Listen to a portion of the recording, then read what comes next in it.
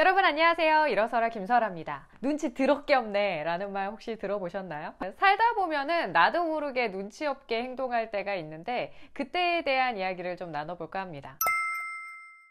제가 얼마 전에 나는 솔로라는 프로그램을 봤는데요. 그분께서 생각보다 조금 눈치가 없으시더라고요. 그래서 오늘은 그분께 좀 도움을 드려볼까 합니다. 눈치라는 말을 사전적 정의를 제가 좀 찾아봤거든요. 남의 마음을 그때그때 상황으로 미루어 알아내는 것. 남의 마음을 알아내는 것. 또 속으로 생각하는 바가 겉으로 드러나는 어떤 태도. 가 눈치라고 합니다. 이 눈치는 속으로 감추기도 하고 일부러 드러내기도 하는 것인데, 이 눈치가 없다라고 한다는 것은 다른 말로 생각해 보면 상대방이 드러낸 눈치를 알아차리지 못했다는 말이 되겠죠.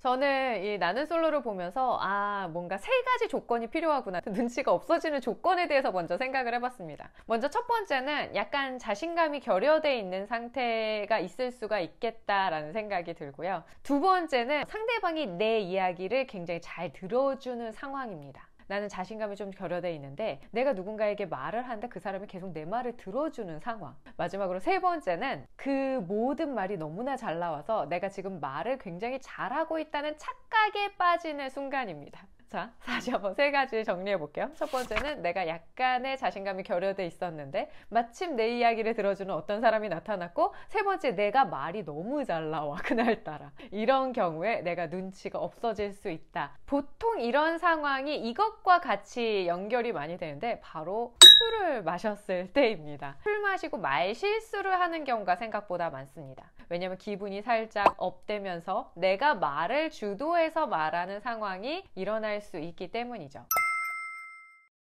우리가 기분이 좋아지면 어떤 호르몬이 나올까요? 엔돌핀, 도파민, 세로토닌, 옥시토신, 이런 호르몬들이 나오는데, 먼저 세로토닌을 생각해 볼까요? 내가 기분이 좋아지고 흥분 상태가 되게 만들어주는 세로토닌. 그래서 말이 좀 빠르게 나오고 기분이 막 좋아서 쉬지 않고 말을 하게 만듭니다. 두 번째, 옥시토신은 이 사회적 유대감을 느끼게 만들거든요. 그래서 이 유대감을 느끼게 만드는 이 옥시토신이 내가 지금 이 사람들과 나의 대화가 끈끈한 관계를 만들어내고 있다고 착각하게 만드는 것이죠. 세 번째, 엔돌핀은요, 자연적 진통제라고 하잖아요. 내가 지금 이 상황에 대한 파악이 무감각하게 만드는 것이 문제입니다. 눈치를 챙기면 저 사람 기분 나쁜가 보다 이렇게 바로 파악이 돼야 되는데, 그런 눈치에 대해서도 진통제가 들어오게 된 거죠. 그래서 무감각해져서 이 상황 파악이 잘 안 되는 거예요. 마지막으로 도파민은 이러한 것들을 내가 계속 반복하게 만든다는 것입니다.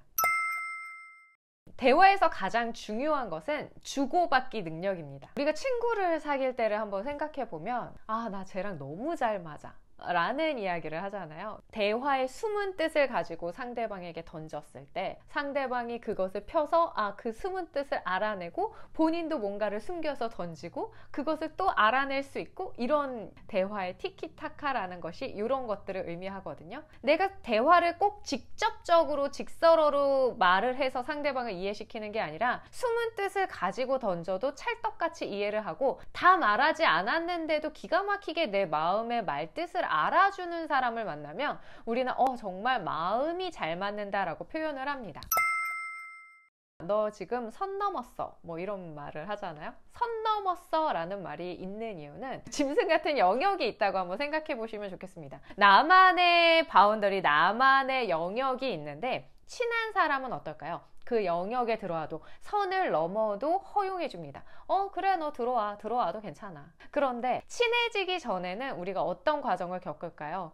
얘가 선을 넘어도 괜찮은 사람이다, 아니다를 파악하는 과정이 필요할 것입니다. 선을 처음부터 한 번에 확 열어서 너 얼마든지 들어와가 아니라 살짝 열어주고, 얘가 들어와도 선을 넘었어도 나에게 해를 입히는가 입히지 않는가를 파악하는 과정이 필요하거든요. 우리가 속마음을 상대방에게 이야기한다는 것은 이 선을 살짝 넘어도 된다는 것을 의미하기도 합니다. 내가 속마음을 이야기했을 때 네가 선을 넘어서 나에게 들어왔을 때 나에게 해를 입히는가 안 입히는가를 생각하고 파악해 보려고 하는 것이죠. 그런데 내가 선 넘어와봐 라고 한번 살짝 내 마음을 열었을 때 상대 상대방이 들어와서 나에게 창을 꽂는 것 같은 말을 반복적으로 하고 도망간다면 그 사람에게는 절대로 선을 넘을 수 있는 기회를 주지 않게 될 거예요.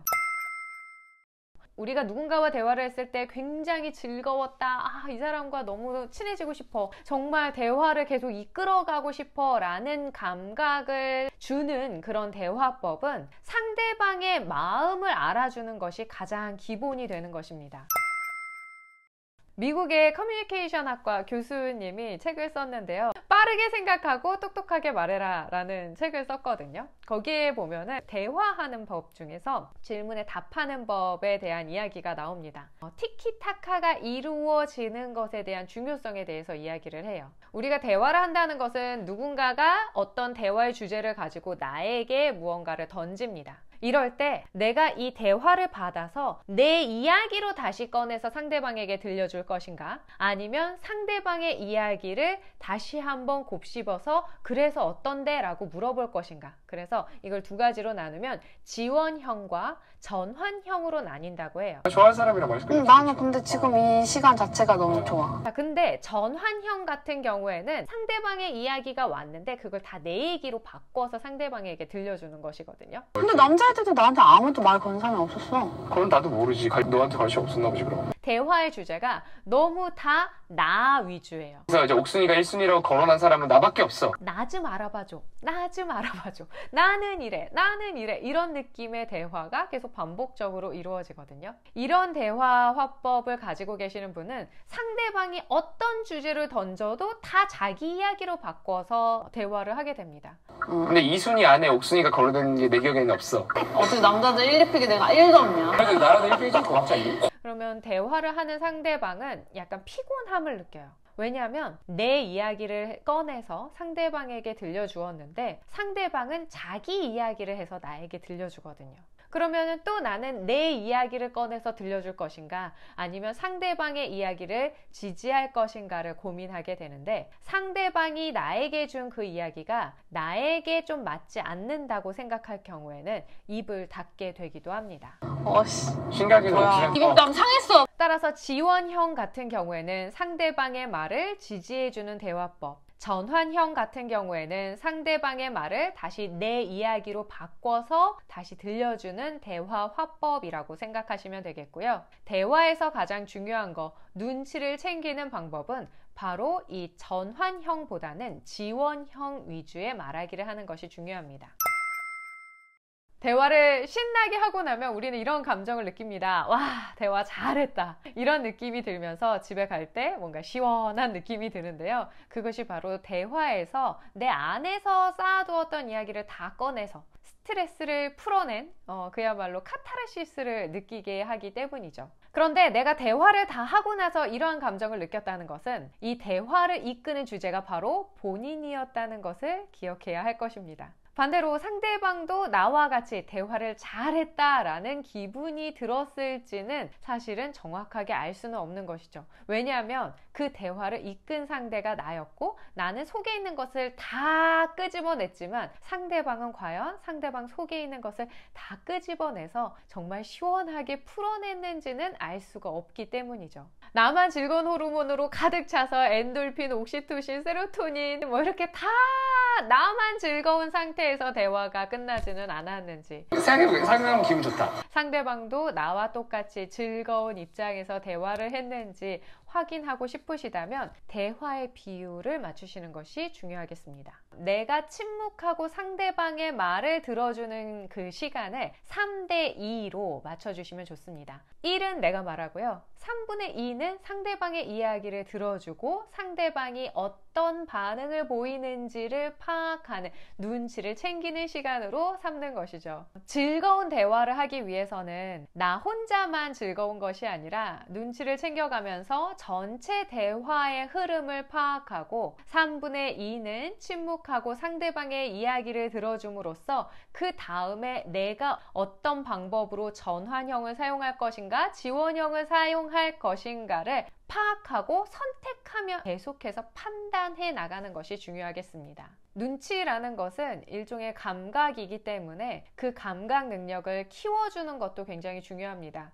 그래서 어렸을 때부터 눈치가 없게 큰 사람들은 눈치가 없다, 뭐 너는 외동 같다, 뭐 이런 얘기를 하는 이유도 혼자 자란 티가 난다 라는 것이거든요. 눈치 먹어서 눈치를 많이 본다, 이런 표현도 하잖아요. 눈치를 계속 보게 되면 눈치 보는 능력도 생기게 되는 것이죠. 오늘은 눈치를 챙겨서 대화하는 방법에 대한 이야기를 나눠봤습니다. 일어서라의 스피치 코칭과 온라인 강의가 필요하신 분들은요, 일어서라.com 검색해 보시면 좋겠고요. 또 더 많은 정보도 인스타그램 설아킴을 통해서 만나보실 수 있습니다. 저는 또 다른 강의로 만나 뵐게요. 내일은 더 나은 날을 꿈꾸며 자신감을 갖고 일어서라!